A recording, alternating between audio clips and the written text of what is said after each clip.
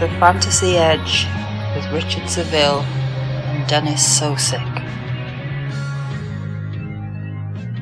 Hello and welcome to the Fantasy Edge. I am Richard Savill of FantasySixPack.net, and joining me shortly, and we're welcoming back Dennis Sosic, a regular co-host on the Fantasy Edge, getting you ready for week 12 with the waiver pickups, the latest news since the Sunday action, and we record on Monday night, so I've got an important thing to a player. I need Tom Brady to not score more than 21 fantasy points. What do you think, Dennis? Is it manageable? Good luck with that. I don't know. I think he's going to have a hell of a game. He needs to recover from his last couple of bad games that he's had. So I know it's right on the over/under, isn't it? Right. Especially on prime time, he's going to step up. So, I'm praying for you, but I don't know. It's going to be rough. Yeah, it will be. So I'll be, watching that in delayed mode. So that's one good thing about doing this podcast is that I can, skip through the commercials when I do start watching it. Until I catch up. Yeah, some commercials are awful. There is one commercial that I do like, That's a Progressive commercial with the guy who, tries to stop young homeowners from being like their parents. Oh, yeah, I love that. That's a good one. I'll get that one. A little humor. That's always good. Yeah, so I kind of like that. I kind of like that guy. Anyways, let's get on with the news of what's going on. First of all, Justin Fields, bruised ribs, seems to have avoided anything serious. Looks like Andy Dalton looked a lot better in there, and I've been a little bit down on Matt Nagy, but something, Dennis, I don't think it's all on Nagy. I just don't think Justin Fields I don't think he's quite good. I don't know. The jury is getting closer to making a decision on him, and it's not good for me. Yeah, there's a lot of indecision with, Fields on the field. I think he is afraid of the blitz and he doesn't know how to handle it yet. That's his biggest, culprit right now for him not playing well. When they're not getting blitzed, he looks like a actual NFL quarterback, but when he gets blitzed, he gets a little, happy feet and doesn't know what to do. He's afraid to run because I think they put in his not to run. So, and he's not really designing plays to help Fields at all either. And Dalton looked okay. I mean, he beat a blitz with that long bomb, a good win, which made him look like, the savior, but he's a backup, for a reason. So I wouldn't be holding my hopes up for Dalton to do anything crazy. No, I think he's a little bit better than Flacco in that sort of. Well, I don't have to say much, but yeah. I mean, well, in that bracket of former starters that are backups now, Yeah, bunch of retreads, yeah. So I think he's a better retread than Joe Flacco. And like you say, that really isn't saying a whole lot, but it is. Not much. No, but considering where the Jets are. Antonio Brown, lots of issues surrounding Brown. He's got the ankle injury going on, so he's still not returning. Plus this vaccine issue, a lot of people think this will fizzle out, which mainly because I don't know what it is about Brown. He just cannot stay out of the limelight, the bad limelight that is. I don't know. He's Antonio T. Brown. The T stands for trouble. What is it? What is it, Dennis? He's in a head case for a long time. I think he was kind of, sheltered in Pittsburgh, but he started breaking out there of his shell, being kind of crazy. Him being with Brady kind of helped him settle down. I think he needs to play, and get his head straight. Maybe he should live with Brady a little bit more, because those two used to room together, I guess, and used to live at Brady's house, which was kind of scary. But, could you imagine? Yeah, I don't understand that at all. Kids in Cassell, and he's living there. I don't get that. But I think this will blow over. I think we'll see him playing, and he's still one of the best receivers out there, one of the best ever. So I wouldn't be surprised if he comes back and helps the Bucs, get back to the Super Bowl probably. Yeah, I don't think the ride is quite over. It always, but I'll tell you this, it always, the ride could be over at any given time when it comes to him, though. He's very volatile. Yeah. Exactly. Yeah. Pete Carroll. He took a time out in a presser. He actually walked out on a presser.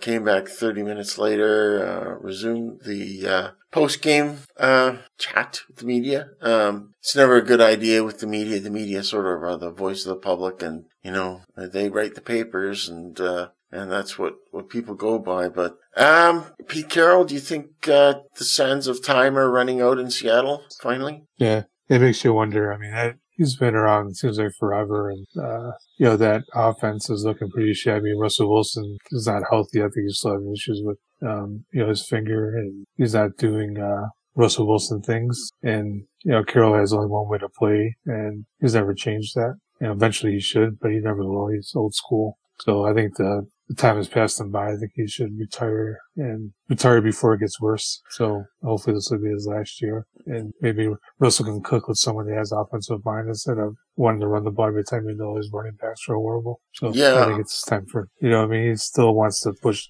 even when, Carson was unhealthy, he still wanted to push Carson to run the ball, and it didn't work very well. I think it could be possible, and I've mentioned this before. I think a straight up swap between Green Bay and Seattle, the swap quarterbacks. I think that's a very big possibility, because mainly because Rodgers wants out of there, and it looks like Russell Wilson's going to be out of Seattle. So I can see it happening. And also Russell Wilson's a Honey Badger, so he'll be quite welcome there. Yeah, he'd be going back to his hometown team. They would love him there. Yeah, they would. Other news, the USFL returns. That was in the news today, that it is going to happen in March 2022. Man, I'm really a lot of tongue twisters today. Anyway, so the USFL. You worried about Tom Brady too much, I think. That's what. Could be. Anyways, this is going to be just basically a TV league. None of these teams are going to be playing in the towns that they played in. I remember, this is giving away my age, but it doesn't matter. I mean, I remember the USFL. It was actually becoming a thing. It was, it's actually, I think it was I think to this day, it's still the most successful non-NFL league since 1960, when the AFL came into existence. Because, I mean, it lasted 3 seasons, and I remember watching some of the games, I was kind of a fan of the Express, actually. They had some good players in that league. They did. They had Herschel Walker. Reggie White. Yeah. Herschel Walker, Steve Young. I mean, they had some studs out there. I mean, they had some good football. I mean, surprising, Jim Kelly was there. They had some good players there. Yeah. Some good football. Yeah, and it was kind of cool. Like in the springtime, you had, some football to watch, and it didn't sort of, I don't know, everything's different these days, but I mean, back in the day, it was quite, I don't know, it has popularity, but I don't know, by the 3rd season, I don't know, it just didn't seem to be going anywhere, and it was, Donald Trump tried to keep it going. Well, that was the Donald Trump when everybody liked Donald Trump.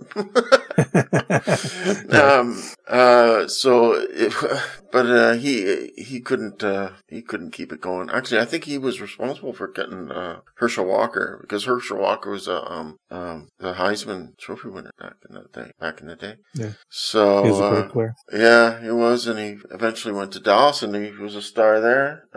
Not quite Hall of Fame caliber, but definitely up there, and a big name back in the day. So, anyways, so a bit of a reboot to the 80s coming up.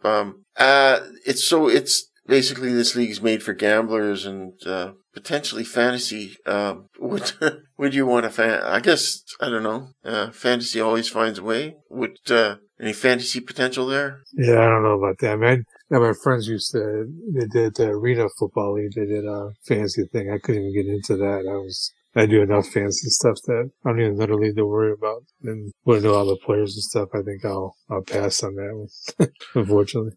I think one of this thing is that if it is successful, you're gonna eventually get the NFL will vulture anybody who's good, right? Oh, absolutely. Yeah. That's where all the money's at. So, yeah, and so they're going to have some sort of free agency in there for the players. The players will be able to migrate. So it's kind of, in a way, it's a grooming ground. I don't know. Other leagues have had so much difficulty. We had, I don't know how many, we've had 3 leagues. The XFL kind of fell apart because of COVID, I guess. It was bad timing for that league. So, I don't know. So I'm going to try this. And so we'll see.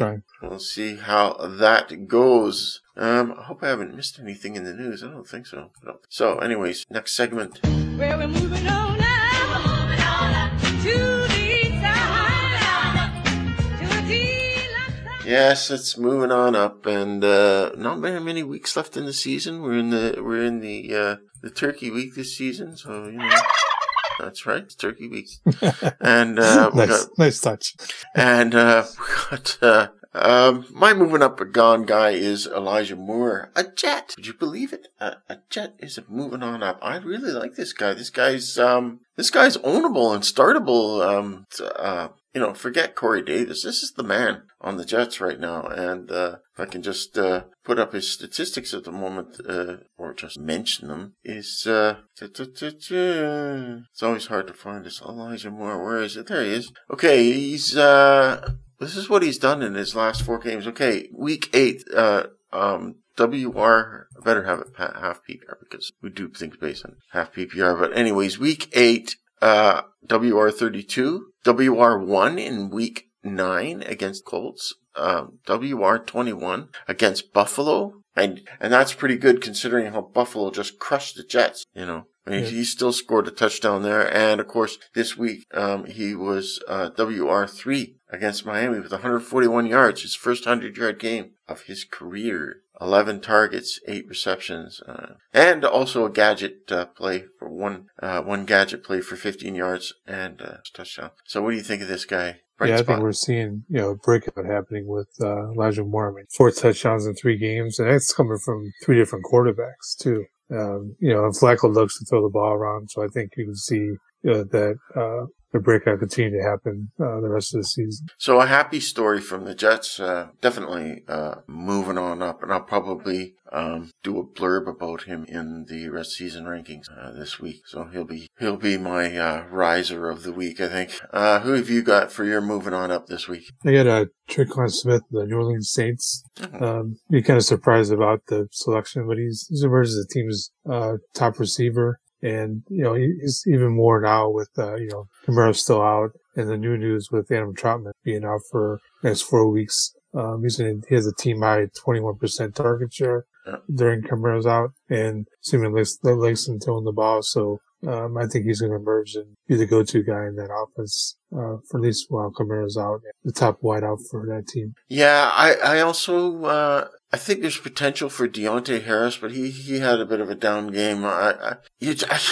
I kind of appreciate the fact you're trying to look for Saints, because really the Saints aren't a bad football team. The Saints are a good football team, but there's just no receivers to latch onto. And for me, a guy like Tre'Quan Smith or even Deontay Harris, those are 2 guys that you can sort of latch onto, but I don't know, Dennis, the fantasy returns are, well, they leave a lot to be desired still. Yeah, I think their defense has been, very good, but now, they had a bad game, gave up a lot of points, on Sunday. I think he's going to be, so they're going to try to get him the ball more. He's a playmaker. Yeah. He's a big deep play threat, so I think they're going to get him the ball more. But I think you're right. I think he has a slight edge on the pecking order. He's been out most of the season, so Deontay Harris has, sort of been ahead of him, but now that Tre'Quan Smith, actually I have on my rest of season rankings, I have Deontay Harris considerably further ahead. I'll have to adjust that because I will put Tre'Quan Smith up closer to Deontay Harris to fix that up. So that's our moving up guys. Let's we have got to look at the other side, which is never so good. Danger. Yeah, time to panic.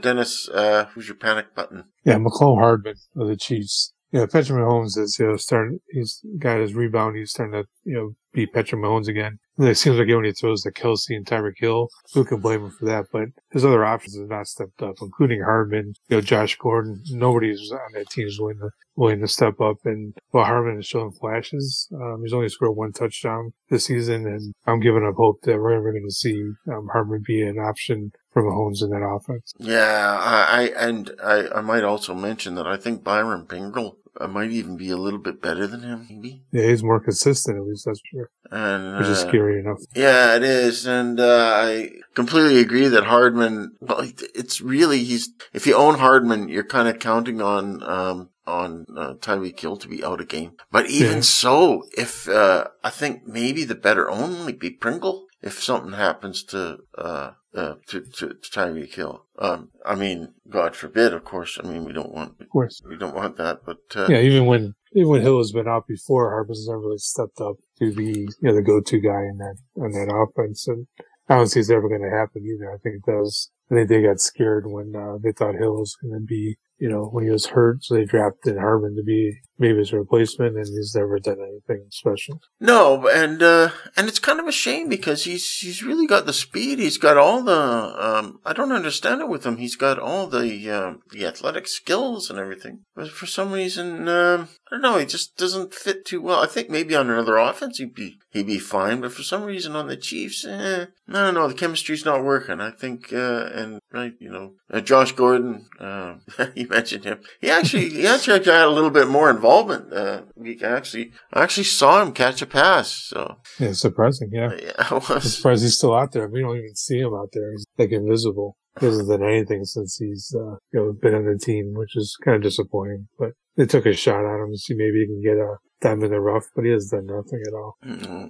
Let's get on to the waiver rankings of Fantasy Pros. These are the early, hot off the presses rankings from the Fantasy Pros website. We look at every position and see what we think how the experts have graded them. And there's not a few surprises, but this is a very low. I would say, Dennis, this is kind of a low week for waivers. Really, there's nobody to really jump on this week. But yeah, I agree. But if you need guys, you can need guys because there's still two teams out. I think it's Arizona and who's the other team that's on the ball? Give me a second here. Chiefs. Kansas City. All right. Yeah. So here we are. Yeah, we were just talking about them, and you're gonna need guys, and you can. So I'm surprised that let's start with the big list, and I'm still surprised Van Jefferson is still.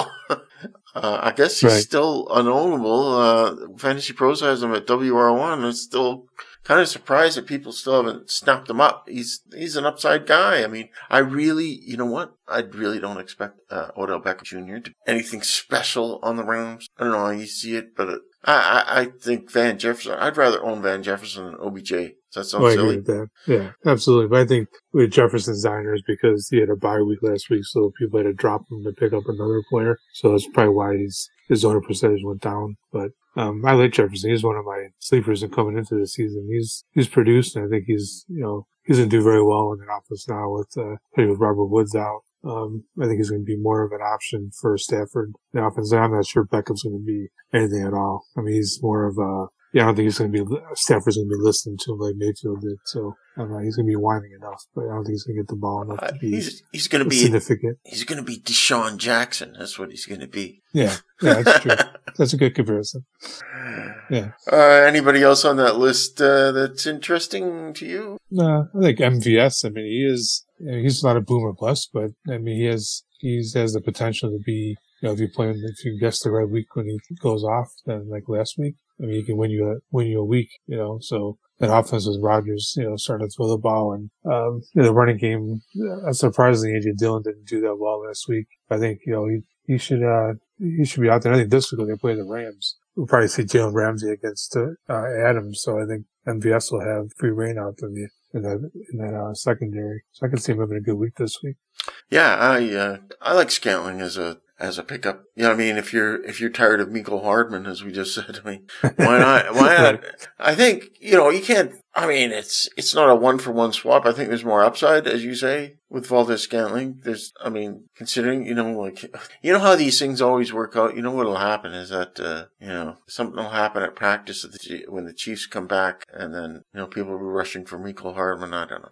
But I don't think you have to worry about dropping Mecole Hardman for Marcus Valdez-Scantling. I like the pick. They play the Rams, who we were just talking about, as a matter of fact. So, should be, I'm really looking for that game, huh? I'm sorry, that's an interruption. So who do you like on this list? Anybody you willing to pick up?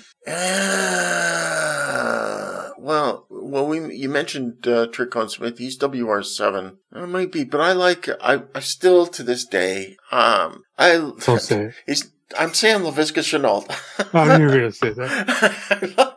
I like Laviska Shenault. I know he's not doing anything, and I know that he's, in fact, just to tell you, how bad? Why do I like this guy? I don't know why. He impresses me as a player. Give him up. I won't give him up. He's getting to good targets. He had 8 targets against Indianapolis.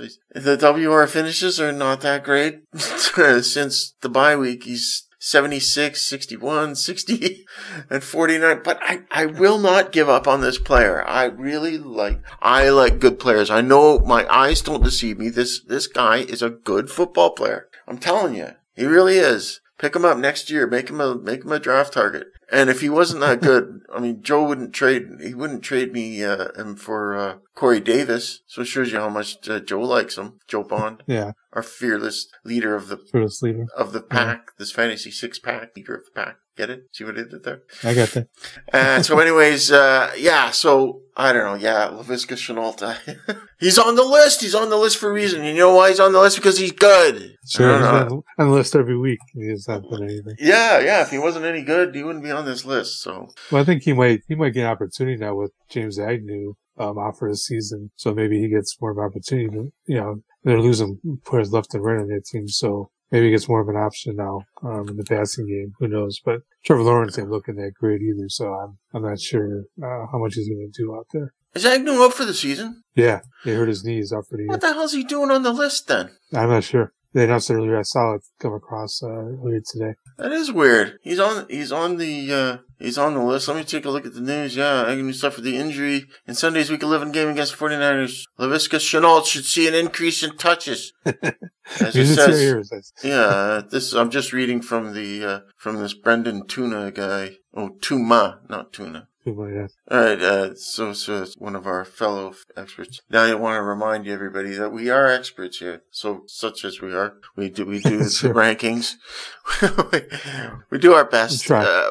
We try. Yeah, and so anyways, Jamal Agnew, he's out. We'll miss the remainder, and yet he's on this. You see, these experts, here he is, WR16. He shouldn't even be on the list. I'm gonna take him. I'm gonna make an executive decision and take him off this list because just to our listeners, every week I post these on so that you can see what we're talking about. So anyways, I'm gonna take Jamal Adams. He's at WR16. I'll put Deandre Carter, who's at the bottom, who's an interesting pickup, believe it or not. Yeah, I mean, he scored, 3 straight games, so he's taking advantage without Curtis Samuel there in that offense. And who knows what's going on with Curtis Samuel? He's been a big disappointment on that team. So, but Carter's producing. So if you're looking for a deep option, he's not a bad pickup. So for the rest of the wide receivers, let's just do a quick yes or no for these. Jamison Crowder, no for me. No. Kendrick Bourne, I'm on the fence. Leaning yes. Yeah, I wouldn't touch him either. All right, Cedric Wilson,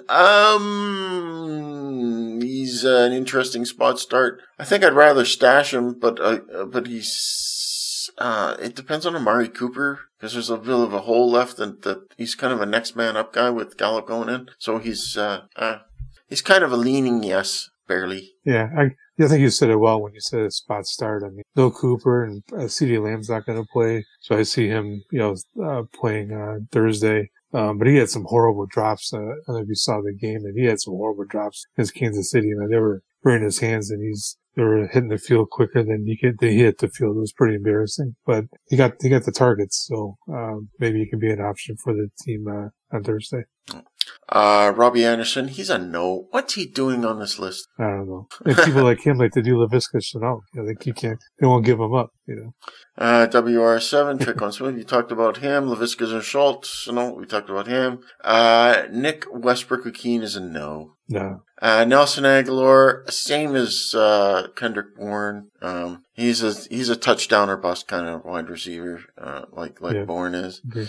Rondale Moore, yes, yeah, he's ownable. We still don't know the status of DeAndre Hopkins for the rest of the season, and I think Rondale Moore is worthwhile having on your bench if you need to fire him up. He's there. He's a yes. Yeah, I mean, if you figured Connor Miller to be coming back, maybe in this week, maybe we'll see him. But yeah, I think he's a good pickup.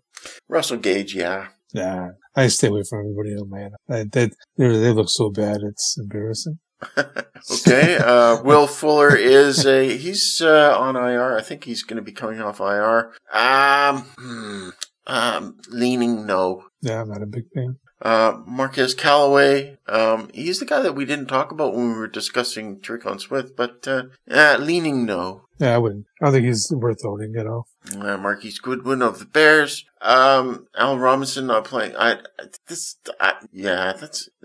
you're trying to catch lightning in a bottle with a guy like Marquise Goodwin. Even in the deepest of leagues, he's still a no. Yeah, I wouldn't. That was just it was a nice play by Dalton, reading the blitz and calling that play. But I wouldn't be surprised if he doesn't score again the rest of the year.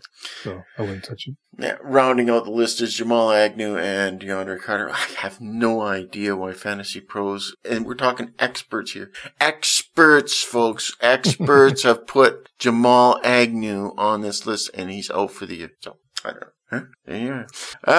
Which position should we go for next, Dennis? What do you think? Well, you can do running backs, but I don't see anybody there that's appealing to me. I mean, you can attack it if you want, but let's see. Yeah, there's nobody here. Like Kadri Allison sort of stepped up.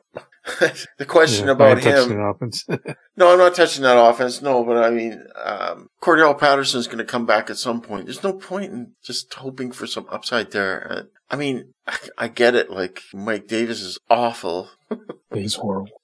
Yeah, he's like running backwards. I mean, he just doesn't get any push at all anymore. No, there's nothing happening with him. He's no magic. It's just not there. No other real names. Dontro Hilliard, I think he was kind of a beneficiary of game script there, and also with Jeremy McNichols out for the Titans. And I know everyone was high on Donta Foreman, but you do well. Don't drop Donta Foreman just yet. Wait another week, I think, before you might regret it if you drop Donta Foreman. Keep him one more week. But I don't think we should rush out. And I don't know how you feel about it. What do you think, Dr. Hilliard, worth a spec? Yeah, I think he produced. I mean, Jeremy Nichols, like you said, was ruled out, and Hill just stepped in and got 8 catches on 10 targets. And shockingly enough, I mean, I'm surprised he's still in the league, but he produced. And if whoever had him, but I think he'll be a pickup in deep PPR leagues. I think he's not bad. Ready just to have him, just to see if he can match that output again. Never happened, maybe, but you never know. Texans beat the Titans. What kind of world is this? I know. Never got that either. The Titans beat the Rams. I mean, they can't beat the Texans, but they can beat the Rams. Come on. Right. Makes no sense. They beat the Bills. Come on. Yeah, they lost to the Jets and the Titans, right? Yeah, that's right. Yeah. Oh my God, it's embarrassing. I don't know, how does it happen? They crush everybody else. That's why they play the games. That's right. That's right. Okay, let's just take a look at. Let's just quickly do some yes and no's on these running backs.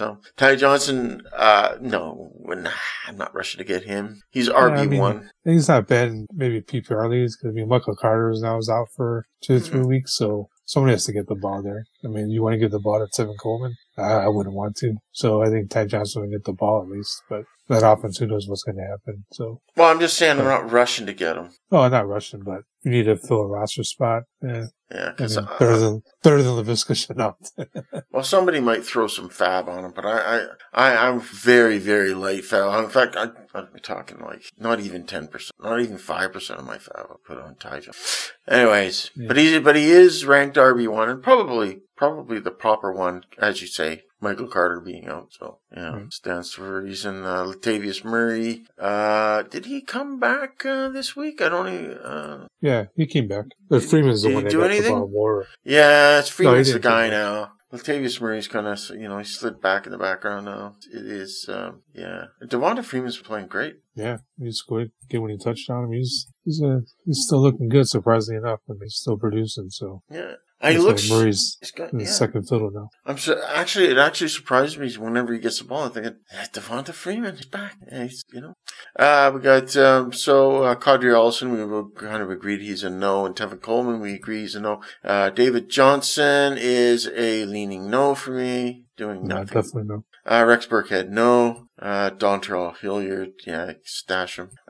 Finally, rounding out the list, Dennis is Matt Brady. He's a no for me. He's on the Bills. That Bills running game is not existent as well. I mean, they Singletary and Moss, they're not looking good. Actually, Breda's not playing them, which says a lot about those two running backs. But Breda's still somebody I wouldn't want to. Right, okay, we'll leave the quarterbacks for last. Well, I'll say, let's do the tight ends now, and I'll just there's so few of them, we'll just do yes, no for these, and then comment if the comments need be. I think there's another guy I think he's injured too. Anyways, Tyler Conklin, number 1. Yeah, he should be owned, this guy. He's getting red zone targets. I mean, you could, Cousins likes him in the red zone. I mean, he's not getting a whole lot between the 20s. That's all going to Jefferson and Thielen. So Tyler Conklin's not getting any of the, but he is getting, when it gets inside the 20s, he does tend to get some of those targets, which are the important ones for fantasy. So. Right. Not a bad fill-in if you lost, if you have Kelsey or Ertz on a bye, is a good fill-in for you this week. Yeah, that's a good point. Excellent fill. Yeah. Let's see with the Chiefs and the, what's the other team again?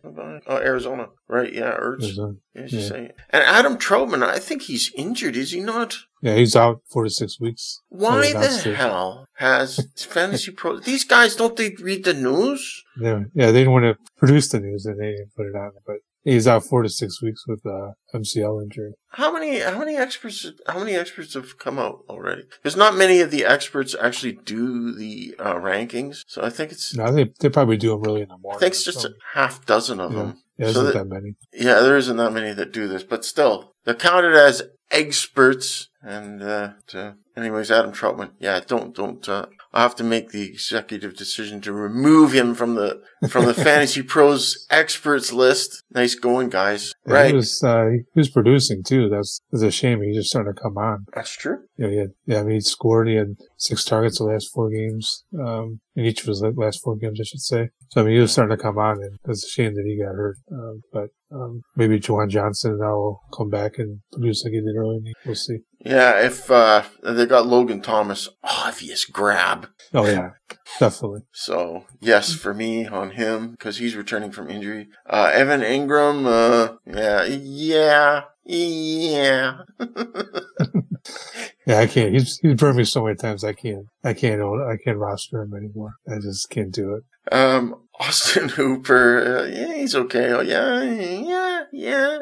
So he's a for me. So I guess I gotta use these in order to describe about how I feel about the guy. I gotta express my yas and yeah. So Hooper's he's getting the ball more now since OBJ's gone, but in that offense, you got Hooper and Njoku and Harrison Bryant, the tight end. They just, split the targets and the production, and Charles Landry, I think he's on the shelf maybe too this week. So we'll see. Okay. And finally, let's go through the quarterbacks in a similar way. Yes and no. Yes, for Mack Jones. Mack Jones is actually, I was going to have him on my moving on up guy who is in consideration. Mack Jones, definitely a quarterback that you can start trusting, Dennis. Yeah, he's become a godsend for that Patriots team after not having Cam back there last year. He didn't do very well. But he's completing 70% of his passes. He's they won 5 consecutive games, and their defense is playing out of their minds. They're going to be tough to beat. Well, Yes. Jones, the way they're play calling, McDaniel's just doing the play calling, man, they're going to be tough to beat in the playoffs. And the thing that Belichick is doing, he's doing everything baby steps with Mack Jones. And for me, of the class of rookies this year, Mack Jones is impressing me as the one with the most potential for good growth. Yeah, makes sense. Yeah, I agree with that. Yeah, he's come out of the chute looking great, and then a lot of things are promising with him. He has the poise, he has the arm, he has the guts. I mean, he's proved to be the perfect pick for the Patriots. We have Daniel Jones, 2 QB league. I have a hard time. Some people even in the F6P league do stream Daniel Jones, and he is a streamable commodity. He's not a guy. You see, this is the problem with quarterbacks. You don't pick up quarterbacks to own like you do the other skill positions. But Daniel Jones is kind of a yes streamer for me. Yeah, I mean, he's like I said, he's quarterback 2. Hit or miss kind of guy. I mean, he has a little bit of a cheat code aspect with his running ability, but beyond that, he's kind of handcuffed in that offense too. I mean, they had a lot of injuries on that team, so he's not had the full arsenal. He doesn't have Barkley and Galladay, Shepard there all at the same time. So maybe when they do play, like, some of the guys back tonight, but we'll see what he can do with all the guys there.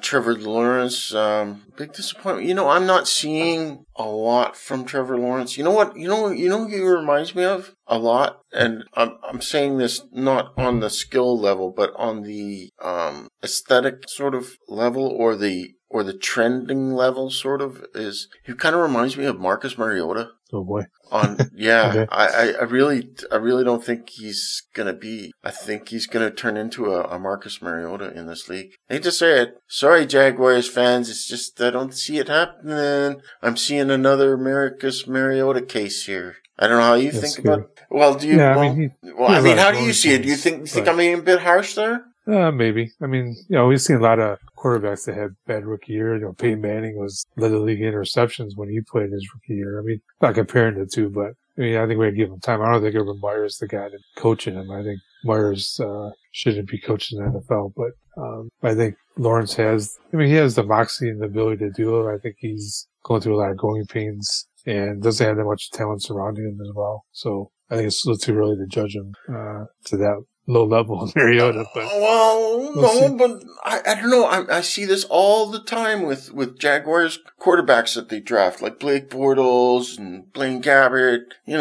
What is it about the Jaguars? Can't they groom a quarterback anywhere, like anyway, anyhow? They have a good coaching, still don't. But I think he'll be fine. Then he gets some talent, some offensive linemen around him well. There was Blake Bortles. Like, I have to say this though. Blake Bortles won me a fantasy championship one year. Oh boy, how'd that happen? Well, I didn't have. I needed a fill in for some reason, and he won me a playoff game. I had to spot start him for one of the playoff games, and if it weren't for that, I think it was just a semifinal or quarterfinal or something. But I needed Blake Bortles, and he came through. Oh wow.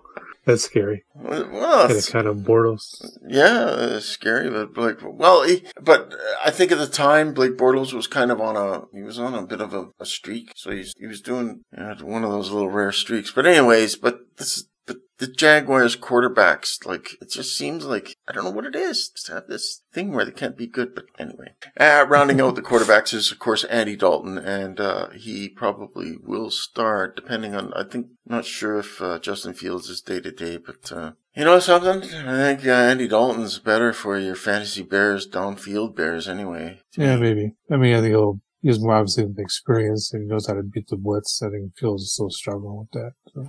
And we're going to definitely see Dalton on Thursday. We'll see beyond. I think Fields will come back after that, though. All right. Okay, so, if we're going to be picking up anybody, we got to drop somebody. Dennis, drop some guy so you can pick up one of these, so you can pick up Van Jefferson. Yeah, I'm dropping Kenneth Gainwell, running back of the Eagles. He's someone who was even active last week, and looks like the Eagles won't no part of him anymore. They got Miles Sanders returning. Even with Jordan Howard out, I think we're not going to see Kenneth Gainwell produce anymore for the Eagles. I was just going to say that that's quite a statement with Justin, with Jordan Howard out to drop Kenneth Gainwell. But I think you're right. Yeah. I don't think it matters because I think Boston Scott and Miles Sanders are the thing. Right. Kenneth Gainwell is. I think when you say drop, we're talking redraft. I think you keep him still in Dynasty. Still a Dynasty thing, I think. Yeah, I agree with that. Yeah. I think you have to give the opportunity, but redrafts, I mean, you can let him go. Yeah. I'm dropping Durnest. I gotta drop Durnest. I like Durnest, but there's not gonna be much left for Durnest once we're kind of waiting for, I think, who he returns this week. What's his? I always forget. Hunt. Yeah, Hunt. Yeah. Hunt returns. Hunt's going to return next week. So this even downgrades Durnest even a little bit more. And but Chubb is still playing great. Chubb is just awesome. Chubb. Yeah, he's a throwback workhorse back, man. He's phenomenal. I mean, Hunt's supposed to start practicing this week, and after missing multiple weeks of that calf strain, but I don't know if I would give up on Johnson that quick though, without knowing that Hunt's gonna be fully back or not. So I don't know if I would take that chance yet. But if you need a roster spot, I guess you can. But I would make sure Hunt's back before you do that. So that was me. I mean, you never know. I mean, Chubb can't rush the ball every play. I mean, wish he could because he's phenomenal and the Browns bloom when he runs the ball. But I don't know how much. Hopefully, Hunt can come back to full strength. But if not, Johnson produces when he's out there. Even with Chubb, he can at least give you something out there. And I'd rather have that on my bench than somebody like I think if you own or something. he's more. I can agree with that. He's maybe he's not as droppable. I think in your mind, but if you're a Chubb owner, I think you kind of want to keep him around a lot more than true. people who don't have Chubb. Yeah, even a Hunt owner too, you could do that as well. Yes, but yeah, I mean, you need the roster spot, I guess. But I'd be worried if Hunt doesn't succeed in his comeback and he gets hurt again. Then I think Johnson could still be he could be somebody you could play as a flex, maybe in a real deep league, possibly. Spec ads. I'm gonna go with Trey Sermon.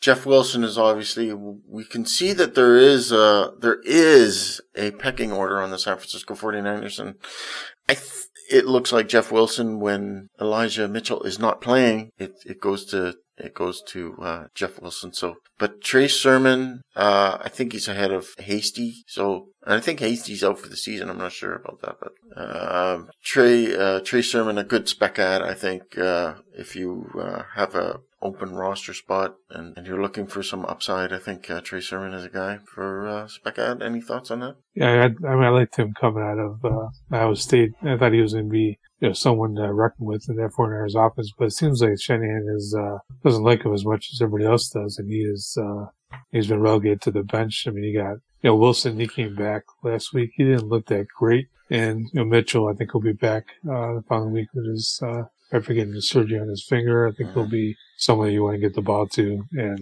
I don't see. I mean, Sermon's a good stash, of course, but he hasn't really produced anything yet. It's kind of making me nervous, but hopefully a dynasty is definitely someone to hold on to. But redraft, I'm not sure if he's worth an ad or not right now. Well, this is our low. This is the lowest of when we talk spec ads. These are the guys that are just kind of like stash and hope.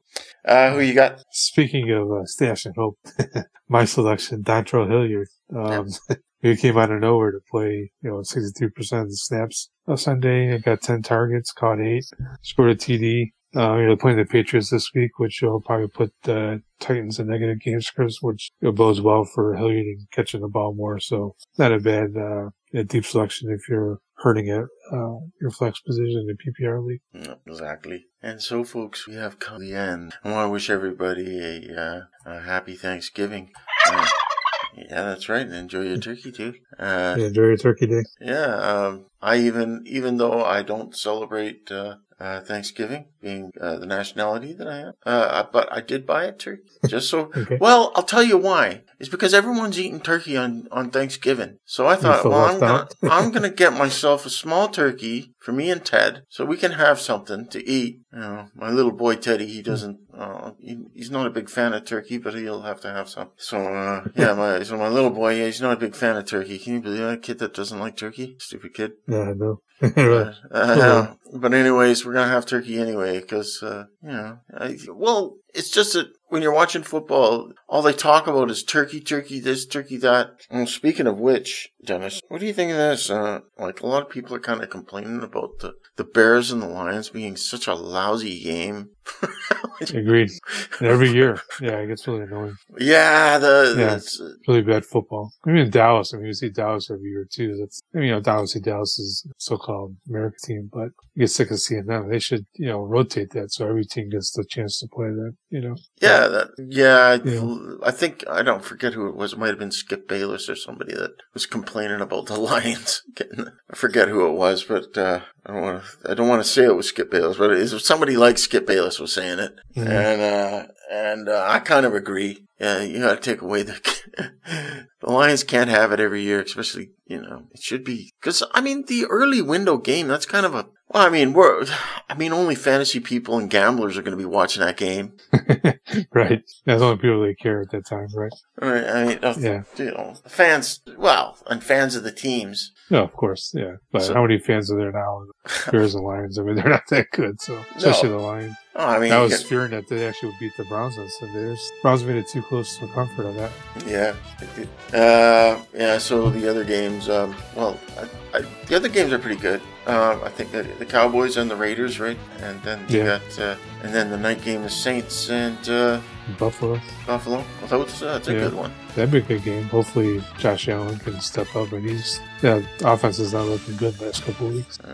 So, a happy Thanksgiving to everybody. Happy Thanksgiving, Dennis. Have a good one. Happy Turkey Day, Richard. Enjoy your turkey with your son, and good luck in your fantasy matchups this week. That's right. All right. Thank you for joining us on the Fantasy Edge. Oh, and by the way, be sure to check out Dennis does the Stock Up, Stock Down, and that comes out on Wednesday. Am I right? Correct. And I do the rest of the season that comes out on Thursday, and then Friday night.